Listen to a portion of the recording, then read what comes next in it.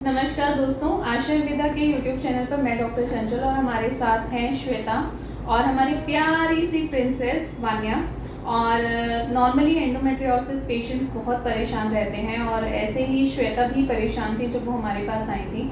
इनको एंडोमेट्रियोसिस की समस्या थी और इनका सिस्ट का साइज जो था वो 5 सेंटीमीटर जो है वो राइट ओवरी में था और 4.4 सेंटीमीटर जो है वो लेफ्ट ओवरी में था। इसके अलावा इनका AFC बहुत कम था, टोटल सिर्फ 4 एंट्रल फॉलिकल थे, तो it means AMH was extremely compromised.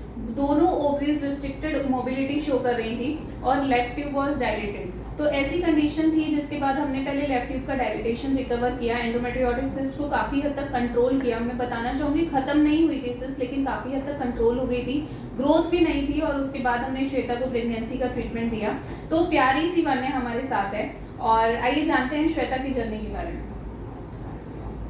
Shweta, आपको कितना पेन था पीरियड्स में जब आप आते थे? पीरियड्स में तो बहुत पेन था, पीरियड्स बहुत डिले हो जाते थे, कई मंथ में आते नहीं थे, तो फिर यहाँ से ट्रीटमेंट चला, अब तो कंटिन्यू कराने लगे। तो प्रेगनेंसी की जर्नी कैसी रही? IVF टेस्ट कर दिया था, फिर यहाँ से 1 महीने का ट्रीटमेंट चला, उसके बाद लो AMH को लेके हम हमेशा प्रोग्नोसिस बता देते हैं, लेकिन फिर भी अगर पेशेंट ट्रस्ट रखता है, बीमारी कंट्रोल करते हैं, उसके बाद आप प्रेगनेंसी प्लान करते हैं तो कोई दिक्कत नहीं होगा। और मानिए हमें AMH इतना कम होते हुए भी, AFC 4 होते हुए भी नेचुरली कंसीव हो गई और इसकी डिलीवरी ऑल्दो सिजेरियन हुई, क्योंकि एंडोमेट्रियोसिस में एक्सट्रीम एडहेशंस रहते हैं और प्रीशियस प्रेगनेंसी है तो रिस्क नहीं लेते हैं।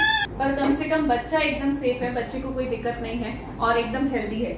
तो ऐसी कोई समस्या है और इनफर्टिलिटी की समस्या है, आपको ऐसा लगता है कि नेचुरल कंसीव नहीं हो सकता है, तो आप निराश मत होइए। अगर आपकी बीमारी कंट्रोल हो जाती है तो आपको दिक्कत नहीं होती। और एंडोमेट्रियोसिस का जब तक आपका पेन अच्छे से मैनेज नहीं है, आपकी सिस्ट मैनेज नहीं है, आप IVF भी करते हैं तो success rate all over world 10% से ज़्यादा नहीं रहती है।